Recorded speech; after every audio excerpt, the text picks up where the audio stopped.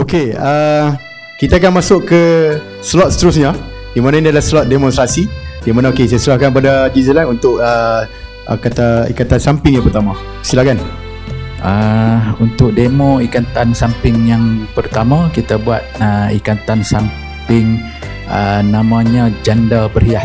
Ikatan samping yang umumnya kebanyakan orang dia akan pakai ikatan samping jenis ni.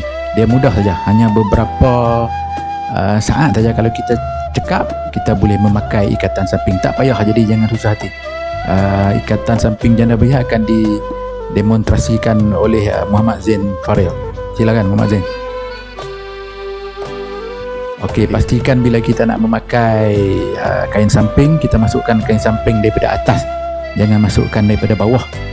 Sebab kita salah satu dia punya pantang juga ke cara kaedah dia lah. Kaedah dia supaya kita menjaga adab dari segi kebersihan. Kita ada ni cilik punya budaya warisan punya ahli ni. Mudah, simple ya. Tarik naik macam tu. Okey.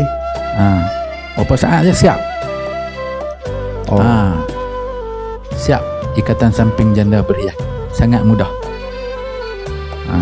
Nak bagi cantik lagi, pakai bengkung. Kemas. Pakai bengkung, kempiskan perut sikit, adjust penyambung dia di belakang, dia tak nampak. Siap ikatan samping janda berhias. Cukup mudah. Ini janda berhias mudah aja. Mudah saja.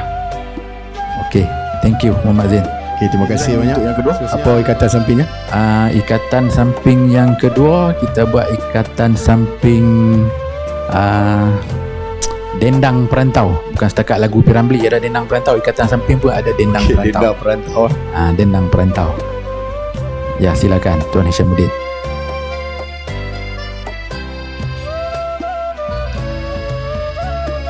Kadang-kadang busana kita tidak ada poket dan sebagainya, jadi sesuai untuk kita buat ikatan samping dendang perantau. Kita boleh bubuh barang, boleh bubuh handphone dan sebagainya.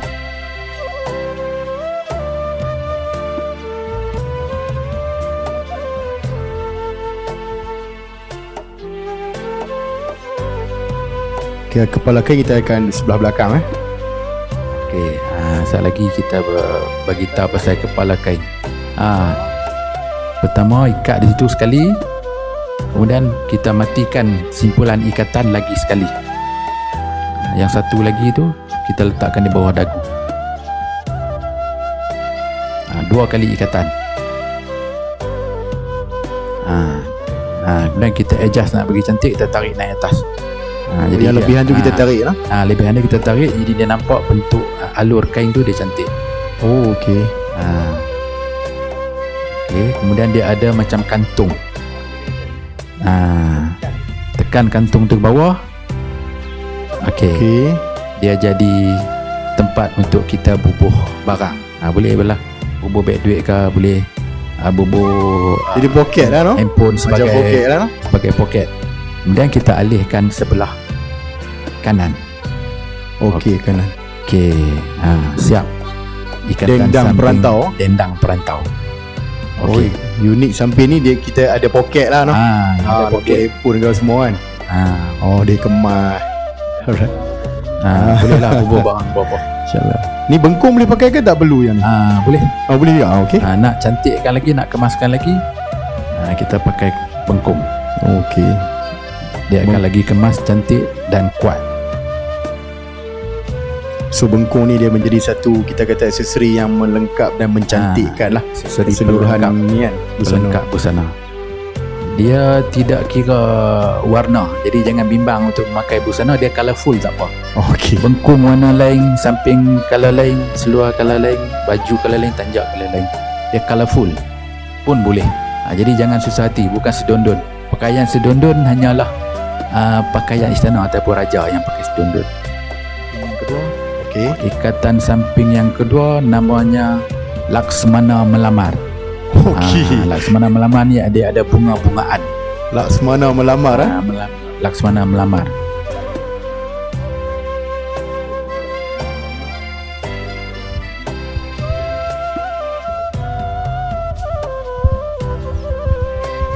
Okey, kalau kepala kain yang orang bujang sebelah kanan Okey, sebelah kanan. Okey.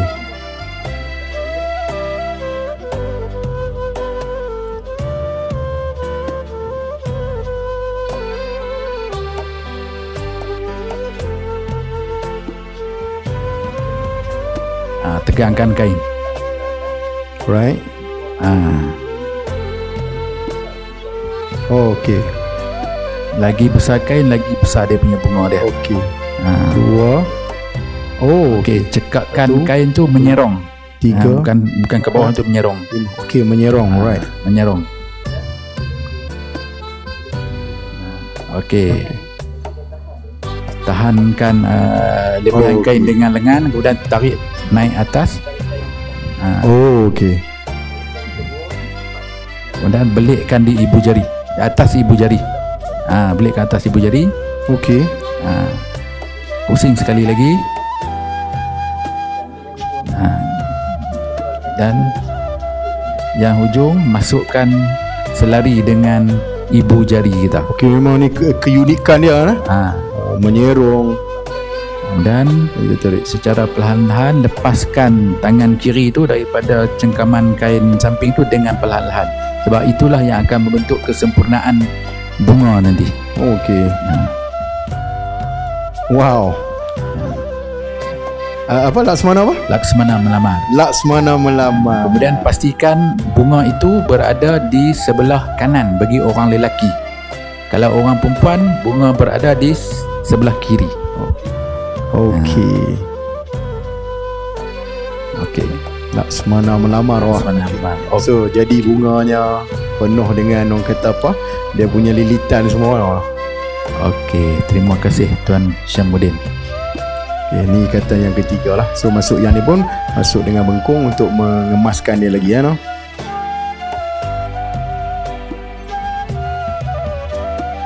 Kiranya boleh dikatakan nama-nama ni hasil daripada kita kata sentuhan-sentuhan alam sekitar, masyarakat, nama-nama untuk gaya-gaya samping ni kan.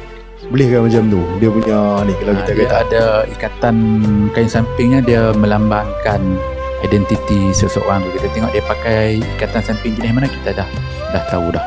tu mesej yang dia nak sampai lah. Mesej yang kita sampaikan, kita tak perlu bercakap. Kita hanya memakai. Okey. Alright.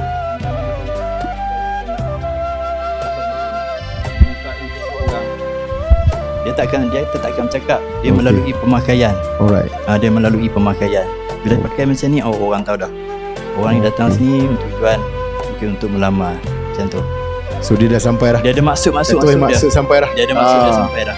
Betul, kita kata keindahan dan keunikan bangsa Melayu tu bukan bahasa dari segi kita bercakap, tapi pakaian juga menyampaikan satu semua. Alright, ini adalah ikatan samping yang ketiga, Laksmana melamar. Okey. Okey, terima kasih. Okay, terima kasih. Okey, sekarang kita akan sampai ikatan samping seterusnya, tu ikatan samping yang keempat. Okey, Haji Zlan silakan. Ikatan samping yang berikutnya ialah, nama ikatan samping ni ikatan teruna.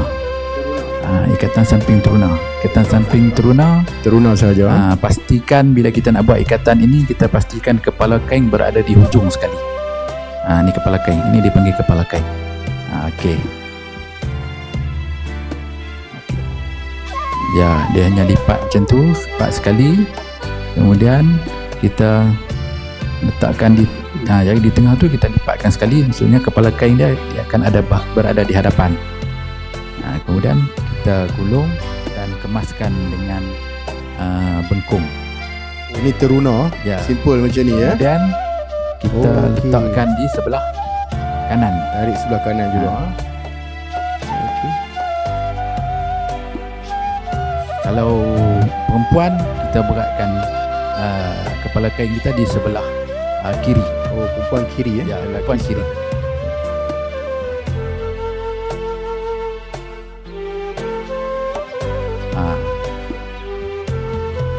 Okey, ini ikatan teruna. Dia ada ikatan teruna pun ada, ikatan teruna mencari jodoh pun ada. Okey. So teruna mudah, kemas. Tertib lah. Okey. Ikatan yang berikutnya ikatan fajar menyingsing. Okey, fajar menyingsing. Yang matahari terbenam ke apa ni? Kau menaik? Dia menyingsing, dia baru nak naik. Okey. Fajar menyingsing, dia sebelum dia seakan-akan dengan ikatan janda berhias. Dia tak jauh mana. Dia akan jadi fajar menyingsing dulu.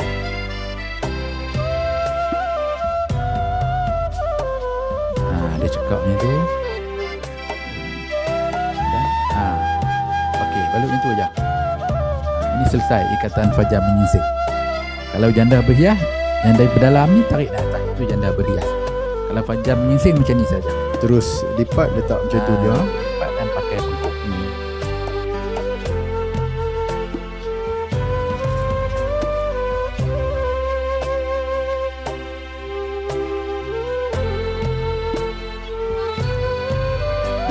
Okey, selesai ikatan fajar menyingsing dan ikatan tunang.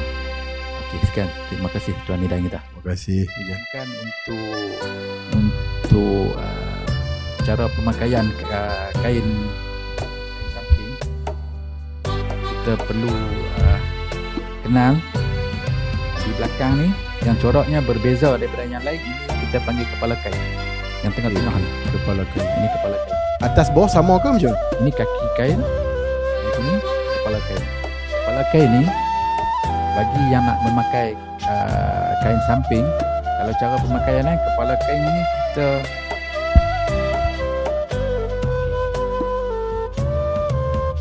letakkan di sebelah kanan. Sebelah kanan menghalau ke belakang sedikit. Macam ni. Ini membawa maksud lelaki yang dah mempunyai isteri, yang ada pasangan. Kanan dan tarik ke belakang sikit lah. Kanan tarik ke depan sikit. Ke depan. Ke belakang. Bunga ni dia ke belakang. Kalau Okey. bunga ni dia Ke depan. kepala kain ni dia berat ke depan sikit, itu membawa maksud bahawa lelaki itu dia Belum berpunya. duda. Oh, duda. Okey. Duda. Kalau perempuan dia nak pakai kain samping, kain kepala kain dia kena sebelah sebelah kiri. Dia ke belakang tu dia isteri orang. Kalau perempuan dan tidak mempunyai suami, dia letakkan kepala kain tu di sebelah depan sikit. Juga sama dengan pemakaian kain batik. Kain batik pun sama. Kain batik kalau nak tono, kepala kain di depan lah. Itu nak tono. Kalau kain batik, cara pemakaian kain batik pun lebih kurang sama. Cara pemakaian kain batik bagi perempuan, kepala kain dia tu kalau dia pakai di depan, itu menunjukkan dia anak dara.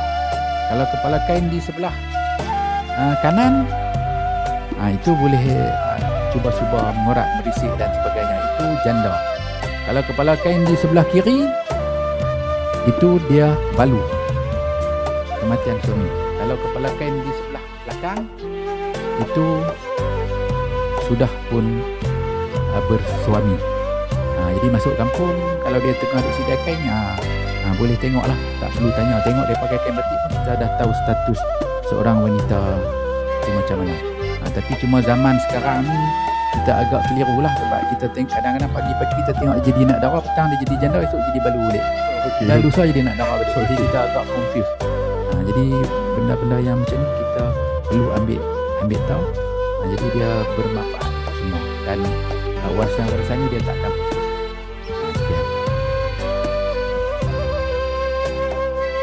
Okey, dengan selesainya demonstrasi pemakaian samping pada hari ini, ada beberapa jenis yang ada tu. Pihak Langkawi Tourism Academy di bawah unit Joe LTA mengucapkan jutaan terima kasih kepada pengurusi budaya warisan dan juga semua ahli-ahli yang hadir hari ini kerana menyokong kelestarian orang kata UNESCO Global Geopark Langkawi, kita kata culture lah, budaya tentang pakaian semua ni. Dan saya harap ini bukanlah yang terakhir, tapi adalah yang pertama. Kita akan bergerak seterusnya dan kita akan jadikan dia sebagai satu ilmiah, program ilmiah yang akan sentiasa kita gali dan cari untuk mendidik masyarakat kita tentang busana Melayu kita terutamanya di bumi Langkawi inilah. So apa-apa pun, jutaan terima kasih yang cakap, dan insyaAllah kita akan jumpa lagi. Assalamualaikum warahmatullahi wabarakatuh. Terima kasih.